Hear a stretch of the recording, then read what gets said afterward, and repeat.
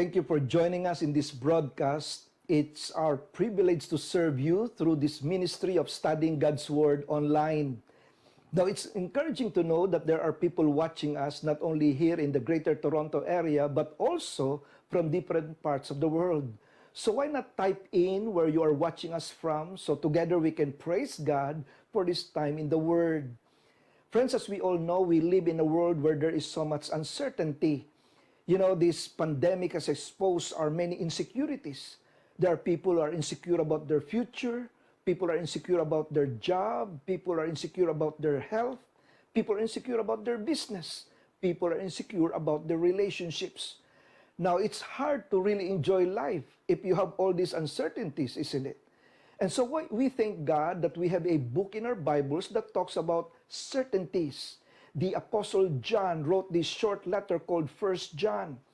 Now, you might be wondering where this book is. If you have your Bibles with you, just go to the last book, and that's the book of Revelation, and then just turn backwards, and you'll have there the book of Jude, and then you'll have there the book of 3 John, and then 2 John, and then you'll have 1 John. You know, the Apostle John in this letter is dealing with absolutes, not relatives.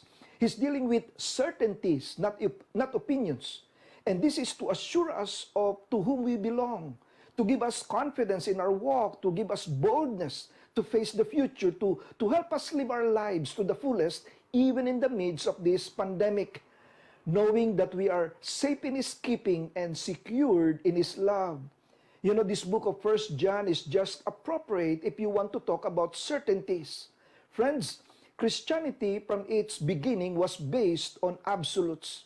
But since then, those truths have been undermined by false teachers who have introduced uncertainties, insecurities, and changing doctrines. And during the time of John, the most dangerous heresy that threatened the early church was called Gnosticism. Now, I know that's a big, unusual word and unfamiliar to most of us. I'm going to explain this more in our succeeding sermons, but for now, the word came from the Greek word gnosis, which means to know. And that's how they got their name, Gnostics. You know, these people invaded the churches, teaching that if we are to be saved, we need to have this secret knowledge. So much so that if you don't have this secret knowledge, then you cannot be a real Christian. And so John wrote 3 epistles or letters to counteract these uncertainties that were being peddled among Christians at that time. Now, how about today?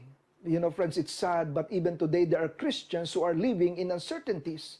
There are Christians who are easily swayed by false doctrines. There are Christians who are unsure of their salvation. There are Christians who are still living in defeat. And there are Christians who are timid about their faith. But brothers and sisters, 1 John is an antidote to such a passive, insecure Christian life. 1 John is a confident, absolute letter. And so all throughout this letter, we find the Apostle John wanting us to be confident. 1 John is about being bold on the basis of what you know. And so it's such a joy that we can study a new series starting today, which we have entitled Authentic or Synthetic? Will the real Christian please stand up? This is based on a study of first letter of John. The Apostle John wrote this epistle to tell us that one of the best ways to spot a counterfeit is to become familiar with the authentic. John tells us what the genuine Christian looks like. And so, it is with such joy that we can study together this book, which I believe is very basic if you want to live the Christian life. It gives us the whole dimension of what it means to be a Christian. And I believe that it can have a tremendous impact on the way we live today, especially in the midst of this crisis. 1 John is not a very long book. It's only 5 chapters. But because of the depth of what is here, because of the theology that finds its way woven into this book, you will find that it will have a profound effect on your life. And for this first message, it will be good for us to have a background study of 1 John. So let's just commit our study in prayer, shall we? Our Heavenly Father, we bow our heads before you, and we come before you in the name of your Son, the Lord Jesus Christ. And Lord, we ask that you make our minds alert and quicken our bodies. And Lord, help us to be sensitive to your Holy Spirit so that indeed we can learn the things that the Apostle John would like to inculcate in our minds so that we don't live in insecurities and uncertainties. And so, convict us, Lord, of the truths of your word. This is our prayer in Jesus' name, and all God's people say, Amen and amen. You know, there was a man with dark glasses with his tin cup sitting near the entrance of a church, patiently waiting for some small donation. A woman came by and dropped a coin into the poor man's cup. Then, for some reason, she turned around and, to her surprise, saw the blind man push his dark glasses up to his forehead and peeped into the can to see how much was dropped. Irritated, the woman confronted the man and said, "I thought you were blind." And the man, caught in the very act, confessed, "Actually, ma'am, I'm not blind, and I'm not the regular blind man who sits here. I'm just substituting for him today." "Is that so?" the woman replied. "So where is the regular man?" "Well, today is his day off and he's watching a movie." Friends, that's what you call counterfeit. And you know, this counterfeit, they come in all shapes and sizes. There are counterfeit wristwatches, counterfeit paintings, doctors, sunglasses, rubber shoes, jewelry. There are counterfeit money, medicine, you name it, they have it. And what is tough is distinguishing the fake from the genuine. And friends, what is so unfortunate is that when it comes to Christianity, there are also counterfeit Christians. Now, is there any way to distinguish the authentic from the synthetic? Or to put it in a more personal inquiry, is there a way of knowing if you are authentic Christian or a synthetic one? Well, this letter called 1 John will help unmask the counterfeit by providing us with the guidelines to help us discover what the Bible says about authentic Christianity, as well as the dangers counterfeit Christianity poses to our churches today. So are you ready to analyze this book? Come on, just type in amen or just give us a thumbs up. Okay, for our first sermon in this series, let me share with you an overview of this power-packed letter from the Apostle John. So let's look at three things about this book. We will study the introduction to the book, the intention of the book, and the implication of the book. Okay, let's start with the introduction to the book. We're going to ask who wrote the book. You know, this letter called 1 John, this is called 1 John, but nowhere in this letter is the writer identifies himself. Unlike the letters of Paul, where he states his name at the introduction of his letter, there is no indication in this epistle that John is the writer. So what's the reason we believe that he is the writer? Well, friends, here's the reason. It's because of the testimony of the early church. The earliest records that we have is that the early Christians ascribed these three epistles to John, and there are no contradictions among the reliable sources. So we accept their testimony. In addition to that, the vocabulary is definitely characteristic of John. And so, because of these two reasons, the testimony of the early church and the character and vocabulary of the book, we have no doubt that John is the writer. And when we say John, we mean the Apostle John, the one who calls himself the disciple whom Jesus loved. That means the Apostle John literally wrote 5 books in the Bible. He wrote the Gospel of John, he wrote the 3 epistles of John, and then he wrote the book of Revelation. All right? And then secondly, to whom was it written? Now, it is not addressed to anybody. It is addressed actually to everybody. That's why we call it a general epistle. Now, John wrote the Gospel of John to the unsaved, and the purpose of the Gospel of John was to convince sinners, as stated here in John chapter 20, verse 31. But these are written that you may believe that Jesus is the Messiah, the Son of God, and that by believing you may have life in His name. And so the Gospel of John has to do with the past, what God has done, and His purpose is to convince the sinners. Now, how about the epistles? Well, the epistles of John deal not with the past, but with the present. They deal not with what God has done, but what God is doing. As he wrote here in 1 John chapter 5, verse 13, I write these things to you who believe in the name of the Son of God, so that you may know that you have eternal life. So if the Gospel of John is to convince the sinners, the epistles were written to confirm the saints. And then he wrote the book of Revelation. Now, if the Gospel of John deals with the past, the epistles of John deal with the present. In the book of Revelation, John deals with the future. The Gospel is to convince the sinners. The epistles is to confirm the saints. But the book of Revelation is to comfort the sufferers. John was like saying to those who will be suffering in the last days, I'm going to show you how it's going to end. And I'm going to give you courage and strength to help you bear up. Friends, the theme of the Gospel of John is salvation. The theme of the three epistles of John is sanctification. And the theme of the book of Revelation is glorification. Okay, and then thirdly, when and how was it written? You know, sometimes we feel that Paul is the last word in the New Testament. It might be interesting to note that Paul is dead for at least 20 years by the time John writes. And so John actually has the last word. Indeed, the Lord saves the best wine till the last. These were written, the Gospels, or the Gospel of John, the epistles, and the book of Revelation at the very end of the first century, somewhere in the last half of the 90s, 90 AD, 95 to 99 AD. Now, the style of writing of John is, I think it has a very unique quality that makes them very special. There's something about John, about his ability to communicate in the way he does, that is extremely warm. You know, this is a very personal letter. Reading his letter, you feel like he's writing to a family. Whereas Paul seems to be writing some kind of a logical, theological, technical dissertation. But John talks to family. There's a personal touch in his letters. It's like a family conversation. Rather than talking to you through his mind, he is talking to you through his heart. Now, please, that's not to say that there is no logical progression in his book, that there's no analytical sense in what he's writing, because as we go through this letter, we will find out that there's a lot of theological material here as well. But in a general sense, there is warmth and a personal character that is very, very reassuring.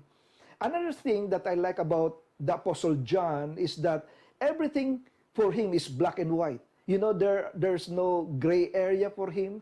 John talks about the absolutes. John points us at the very absolute things. You know, Christians don't do this, non-Christians do this. He just portrays before you the absolute character of the Christian and the absolute portrait of the non-Christian.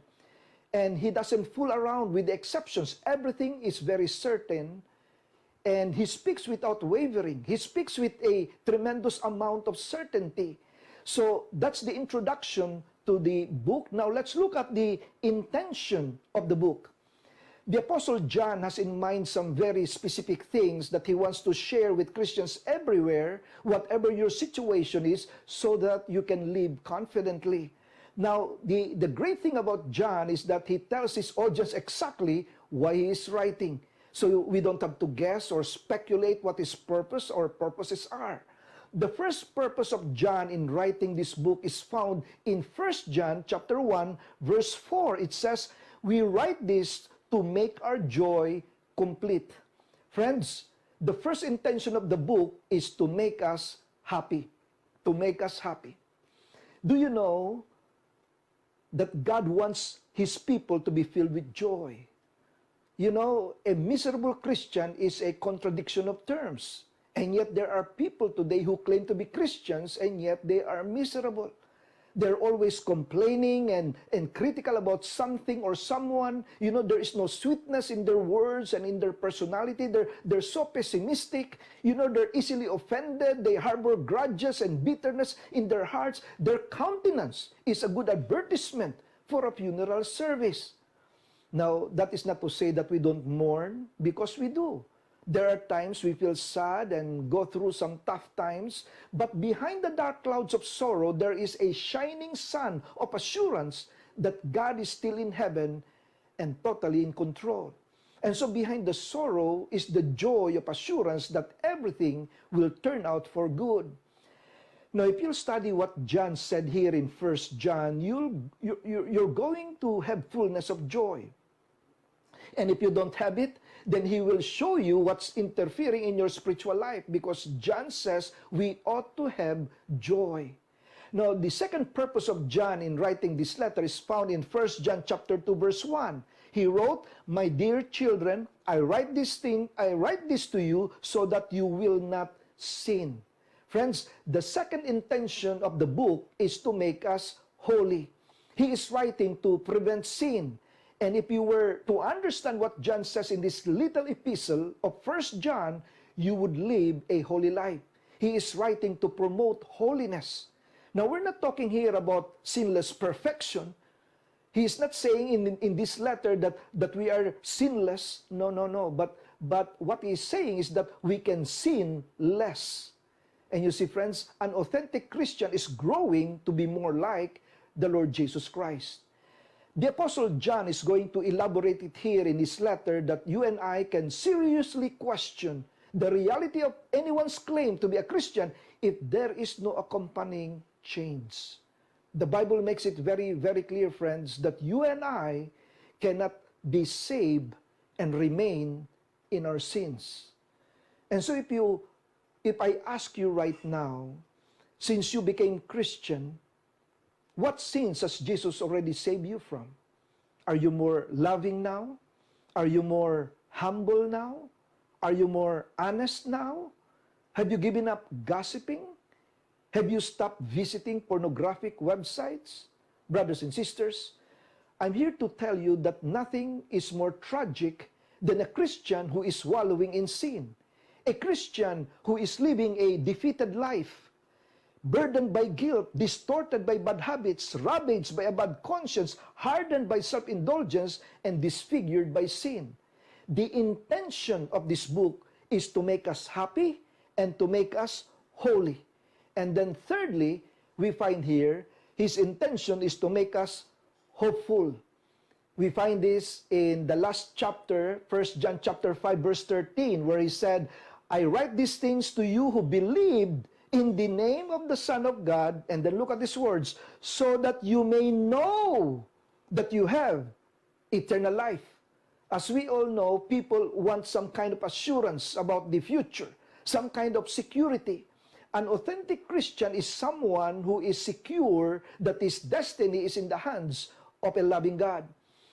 Have you met someone who says that you cannot know that you have eternal life? Well, John says that's ridiculous. I'm writing this to give you an assurance. If you're seated there and you do not know for a fact where you're going, that if you die today, you're not sure if you're going to heaven. John is saying, maybe you're not a Christian after all. And so, what we're seeing here is that John is saying that within the framework of authentic Christianity, you should have full joy, you should have holiness, and you should have assurance. Now, these are the three basic certainties that John deals with in this epistle. But now, if you believe you're a Christian, and yet you don't have the joy of the Lord, you are habitually and continuously living in sin, and you don't have an assurance of salvation, then John says in this letter, you better check yourself, because you might not be an authentic Christian, but a synthetic one. And that's why he discussed in this letter certainties that are true of every authentic Christian. And he's saying that these certainties should make us holy, these certainties should make us happy, these certainties should make us holy, and these certainties should make us hopeful. And that is precisely what John wants every Christian to enjoy, and that is why he wrote 1 John. So we had the introduction to the book, the intention of the book, and then lastly, we'll look at the implication of the book. Why is it important that we distinguish what is authentic and what is synthetic? as our series title is asking, authentic or synthetic, will the real Christian please stand up? Friends, the absolute necessity of this question is founded on what the Lord Jesus Christ himself declared in Matthew chapter 7, 21 to 23. In verse 21, he said, "Not everyone who says to me, 'Lord, Lord,' will enter the kingdom of heaven, but only the one who does the will of my Father who is in heaven." Verse 22, "Many will say to me on that day," that's the judgment day, "Lord, Lord, did we not prophesy in your name, and in your name drive out demons and perform many miracles?" Verse 23, "Then I will tell them plainly, I never knew you. Away from me, you evildoers." You know, this is probably one of the scariest scenarios of on Judgment Day. Can you imagine? You go to church every Sunday, you're actively involved, you sacrifice your time, you sacrifice your money and effort to serve the best way you can, and then on Judgment Day, you hear the words, "I never knew you," and you're thrown to the lake burning with fire and sulfur called hell. Friends, we cannot afford to make this mistake. Our eternal destiny is at stake if we don't find out if we are genuine or not. It's better to be sure than sorry. The Apostle Paul commanded his readers to do this. In 1 Corinthians chapter 13, verse 5, he said, "Examine yourselves to see whether you are in the faith." And then he said, "Test yourselves. Do you not realize that Christ Jesus is in you, unless, of course, you fail the test?"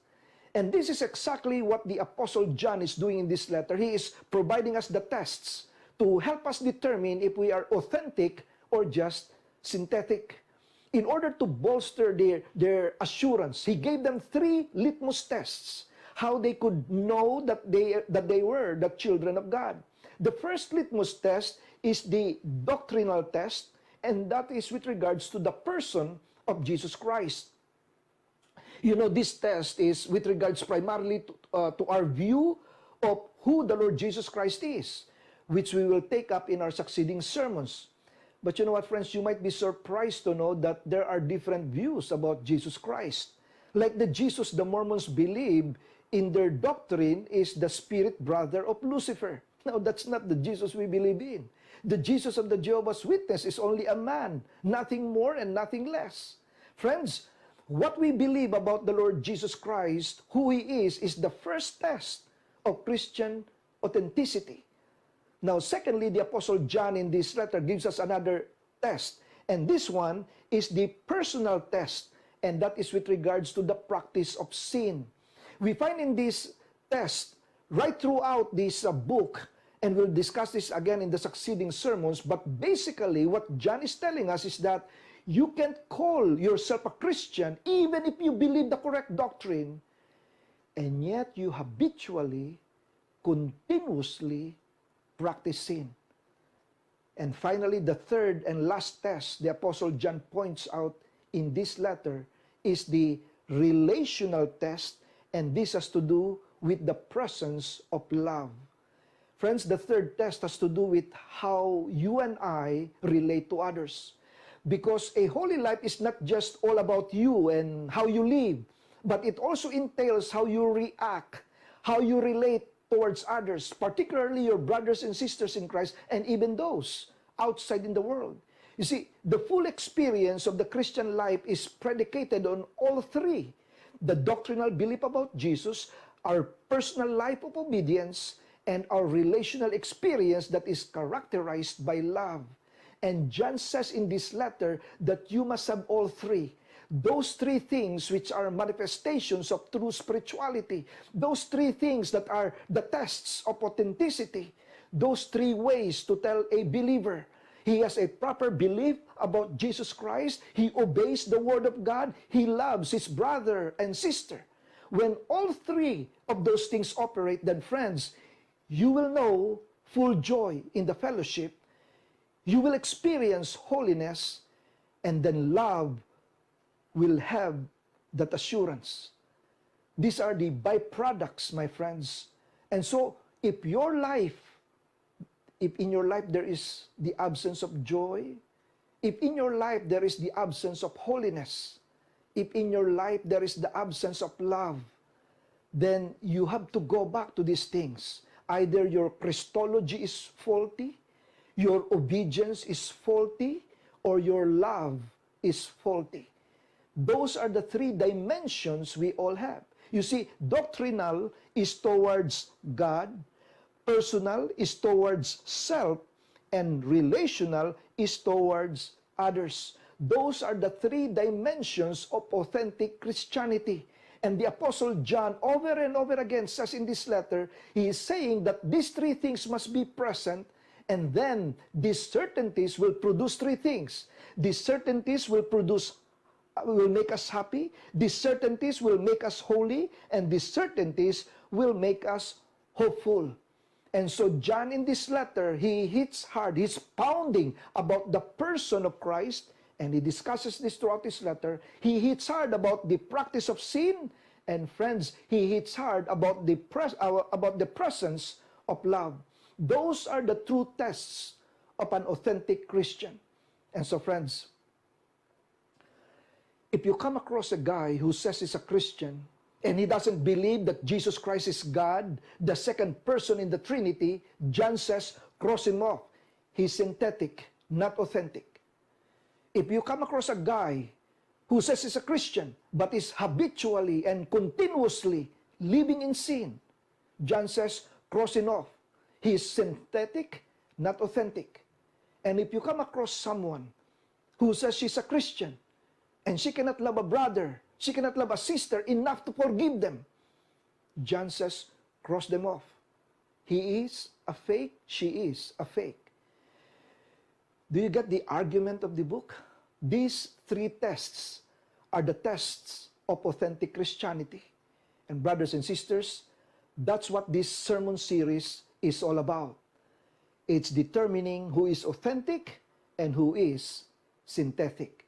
Will the real Christian please stand up? And so as you listen to this broadcast and somehow, if you don't see joy in your life, if somehow sin is not waning, instead it's winning in your life, and if somehow you're unsure about your future, you're afraid of dying because you do not know which shore you will land. Is it the shores of heaven or the shores of hell? Then my friend, it's better to be sure now. If you believe with all your heart that Jesus is God who became man, to take our place, to pay for all our sins by dying on the cross, that he was buried, and then 3 days later he rose from the dead, thereby proving once and for all that his sacrifice was accepted by God, and so our salvation is now fully paid. If you believe that with all your heart, and you decide to put your faith in him alone, by faith, then friends, you can surrender your life to him. You can pray with me from where you're seated right now. Just between you and God, just pray with me. Come on, just say to God, Heavenly Father, just say it. Heavenly Father, Lord, I admit that I'm a sinner. Forgive me for all my sins. Father God, I believe that Jesus alone died for my sins. That he alone can save me from all my sins. And Father God, Lord, I believe that Jesus died, he was buried, and he rose again from the dead 3 days later. And Lord Jesus, now you are alive, and now I call upon you, Lord Jesus. Come into my life. I surrender my life to you. Be my Lord and be my Savior. Sit on the throne of my life. You are now my King. I surrender myself to you. Thank you, Lord Jesus, for hearing this prayer. In Jesus' name we pray. Friends, if you prayed that prayer sincerely in your heart, God knows your heart. He heard your prayer, and he will recognize the faith that you have in your heart. And so, brothers and sisters, why not write to us so that we can assist you more in your walk of faith? And thank you for joining us in this broadcast. Please join us again next Sunday as we move into the actual verses of chapter 1. Start reading 1 John. We will study 1 John chapter 1 verses 1 to 4 next Sunday. So join us again. Thank you again, everyone, for joining us. God bless you and keep safe. Thank you. Thank you for watching today's celebration. If you have committed your life to Christ today, we have a special gift for you. Please send us a note by visiting our website at championlife.ca and select Contact. You can also send your prayer requests or call us by phone.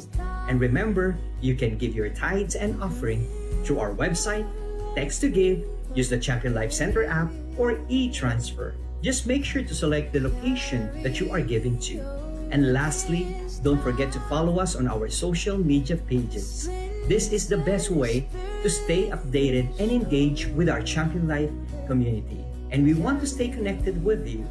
We are so glad that you have joined us, and we hope to see you online next Sunday. God bless you. My heart cries hallelujah. If ever now in the wonder of your grace, 1,000 times, 1,000 years, my soul will sing grace. You saw the crushing weight my flesh deserved. You kneeled and wrote forgiveness in the dirt. And one by one the stones fell where they lay. As one by one my accusers walked away. With nothing left to throw, they made a cross. And knowing only love could count the cost, you were there. Oh, this time, like a river running through my veins. You carried me all this time, like a sprinter, spirit in your shoulder. Your love carried all my shame. And Jesus, your soul will praise you. You carried me all this way, like a diamond with scars upon your crown. You carry me, hallelujah. If ever now my heart cries hallelujah. If ever now in the wonder of your grace, 1,000 times, 1,000 years, my soul will say,